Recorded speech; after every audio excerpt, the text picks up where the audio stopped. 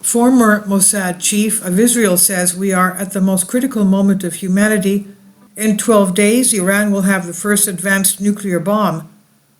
The next few days are critical for a nuclear strike on Iran. The head of a Mossad operations directorate said until 2019, his subject, among other things, was spying on Iran's nuclear files. For years, he was in charge of handling the Iranian issue. Throughout his time at Mossad, 7 projects led him or involved him, involving him won Israel's security awards. He himself personally won the Israel Security Award many years ago for an incredible work he did for the agency by all accounts. He retired with the rank of lieutenant colonel. In an interview to be published in full on Shabbat, he talks about Iran's progress in enriched uranium and how the legal coup harms Israel's ability in the short and long term to counter an Iranian nuclear program. And he does not give his name. Here the article says it's just A. A says that Israel is in a very, very dangerous moment. Iran controls the enrichment technology. There is no technological difference between 3%, 20%, 60%, or 90% enrichment capability, military enrichment. April 2021, Iran announced it was enriching to 60% as part of the escalation resulting from the United States' withdrawal from the nuclear deal. There is no political justification for this. During 2022, they removed most of the AIEA surveillance measures, cameras, etc., so that no one knows what is going on in the enrichment facilities.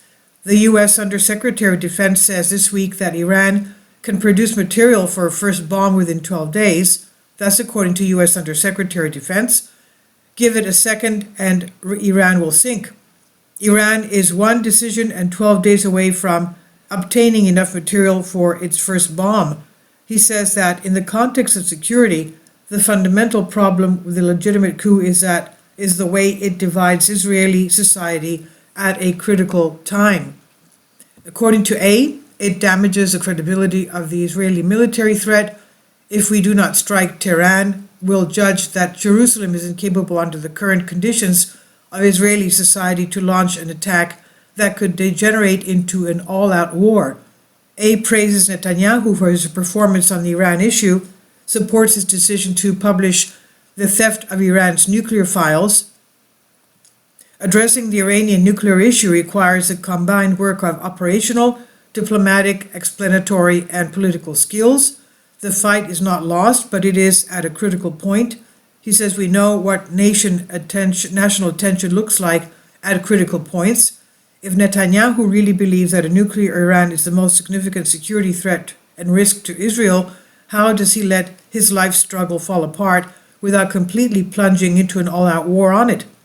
We need all of us united in this cause, both domestically and internationally, in support.